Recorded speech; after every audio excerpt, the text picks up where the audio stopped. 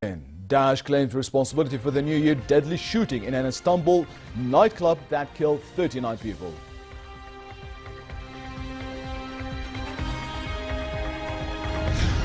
France's president says in Iraq he hopes for a year of victory against terrorism.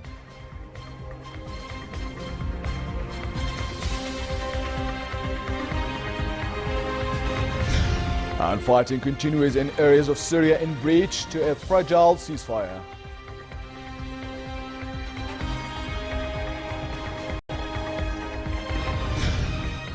Good evening and welcome to the news at 10. President of Djibouti, Ismail Omar Guelleh, received Jordan's invitation to an upcoming Arab summit that the kingdom will host in late March.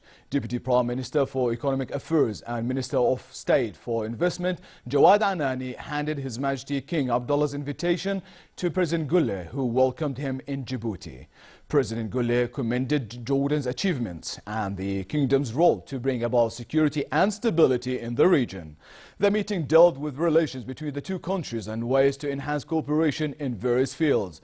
President Guelleh said Djibouti is keen on developing economic ties with Jordan, calling on Jordanian businessmen to visit the African country to be a logistical center to enter East African markets. Daesh claimed responsibility for the New Year's Day mass shooting in a packed Istanbul nightclub that killed 39 people. The attack was carried out by a lone gunman who remains at large. The terror group said the attack was revenge for Turkish military involvement in Syria. The Turkish government made no references to the claim, but it said it was clear Turkey's military operations in Syria had annoyed terrorist groups and those behind them. The authorities have detained 8 other people and said they are close to fully identifying the gunman after gathering fingerprints and information on his basic appearance. Here's more. It bore the hallmark of an Islamic State attack, and now the militant group has claimed the gunman, who remains at large, as one of their own.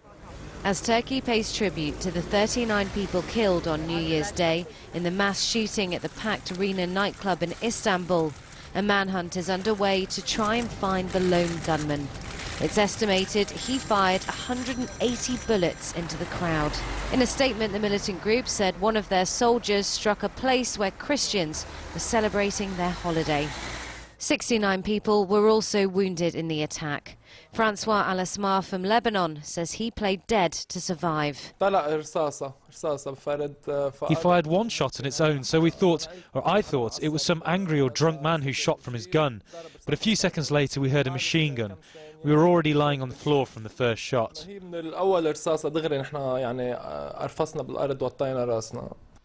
Islamic State says the shooting was revenge for Turkey's military involvement in Syria. The group has been blamed for at least half a dozen attacks on civilian targets in the country over the past 18 months. The Turkish army releasing footage after the attack showing them hitting IS targets in northern Syria on New Year's Day. Jordan condemned as terrorist attacks 2 deadly bomb blasts in the Iraqi capital Baghdad.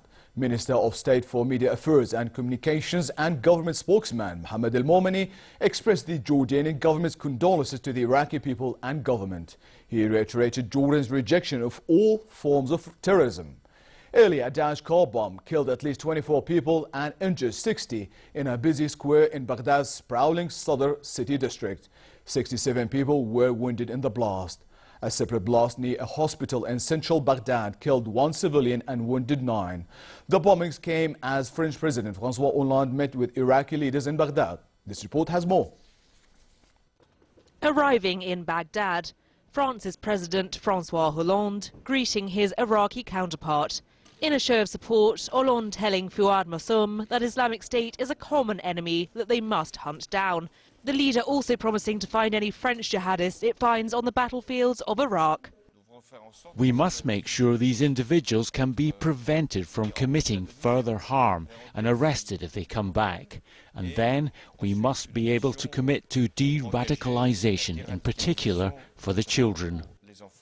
Hollande also meeting French soldiers, telling them their support for the Iraqi army is indispensable to the retaking of Mosul, and that he was hoping for a year of victory against terrorism, explaining that the soldiers serving in Iraq were preventing more mass killings at home. French diplomatic sources say there are about 60 French citizens fighting alongside Islamic State militants in Mosul alone, and hundreds more in the rest of the country and Syria. Hollande later headed north to the Kurdish city of Erbil. Welcomed by regional president Massoud Barzani, France is set to deliver about 38 tons of humanitarian aid there, including medicine. The visit came as the militant group struck the capital's Sadr city. 24 people were killed and 67 wounded when a car bomb went off in a busy square.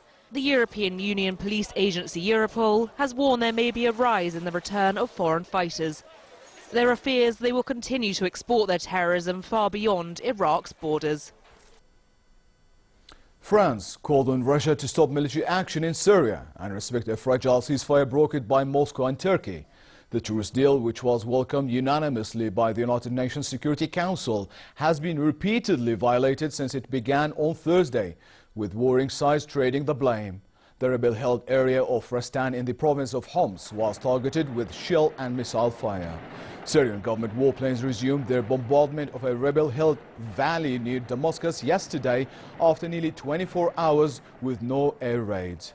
Meanwhile, the Turkish army said its warplanes and artillery struck Daesh targets in Syria, killing 22 of the group's militants. Russian aircraft also hit near the town of Al-Bab, which is controlled by the militant group. The Turkish military operation, dubbed Euphrates Shield, was launched more than 4 months ago to drive Daesh militants away from the border region. Israeli police investigators began questioning Prime Minister Benjamin Netanyahu on suspicion on receiving gifts from businessmen in breach of his role as a public servant.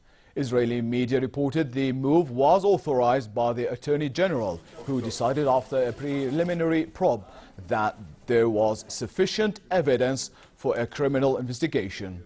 They said the questioning by senior police investigators began this evening and would almost certainly be followed by more interrogation. Netanyahu's office has denied any wrongdoing. Israel's Channel 2 television said the investigation was one of the 2 cases now open against the Prime Minister. Netanyahu and his wife Sarah have weathered several scandals over the years, including investigations into the misuse of state funds and an audit of the family's spending. Suicide bombers attacked the main peacekeeping base in Somalia's capital, killing at least 3 Somali security officers. Al-Shabaab militants said they carried out the assault near Mogadishu's main airport, an area used by several embassies, aid groups and telecom companies. Police said one bomber drove a car into a checkpoint outside the headquarters of the African Union peacekeeping force, killing 3 Somali officers stationed there. Another vehicle then drove through towards the base's main gate but came under fire from peacekeepers. The powerful blast damaged the front of a nearby hotel, though there were no immediate reports of casualties there. Around 60 people had been killed in a bloody prison riot sparked by a war between rival drug gangs in the Amazon jungle city of Manaus. It was one of the worst violence in years in Brazil's overcrowded prisons. The head of security for Amazon state said the death toll could rise as authorities get a clearer idea of the scale of the rebellion sparked by a fight between rival drug gangs. Family members of inmates said they were desperate to know the state of their loved ones inside. Authorities said they were looking for inmates who had escaped during the chaos.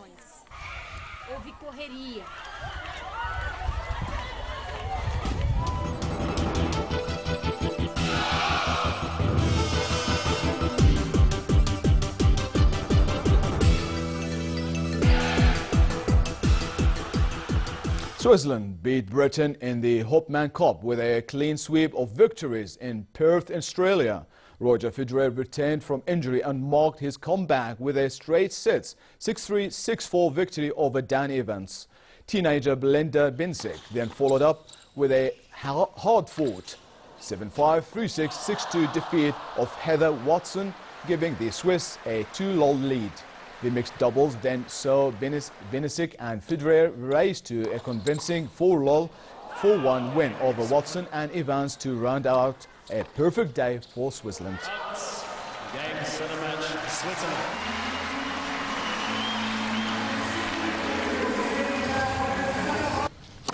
Staying in the Hopman Cup, Richard Gasquet led France to victory over Germany, even though the day started out badly for the French when Kristina Mladenovic was beaten by Andrea Petkovic 6-2, 6-1. But Gasquet held France tie with match a 7-5, 6-3 victory over Alexander Zverev to leave the final mixed doubles game as a decider. The last match was won by Mladenovic and Gasquet 4-2, 4-1, leaving France 2-1 ahead of Germany. And finally, the weather forecast. It will continue to be very cold in most parts of the kingdom. Tonight, with low clouds and a slight chance for drizzles in the northern region. Frost formation is likely in most parts of the country, including the eastern plains. Tomorrow, cold conditions will prevail in most regions, with a chance for scattered rains in the north. The Gulf of Aqaba should expect a cool day tomorrow with a high of 17 degrees, northerly winds and calm seas. Next are the lows and highs for tonight and tomorrow.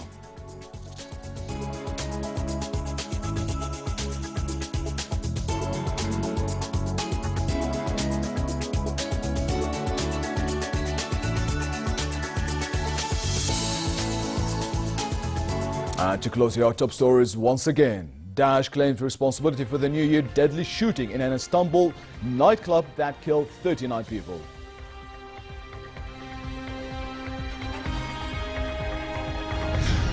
France's president says in Iraq he hopes for a year of victory against terrorism.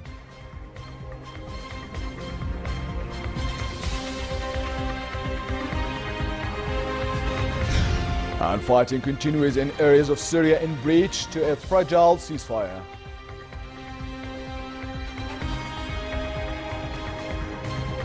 And with that, we come to the end of tonight's news. I'm Leo Balka. Thank you for watching. Good night.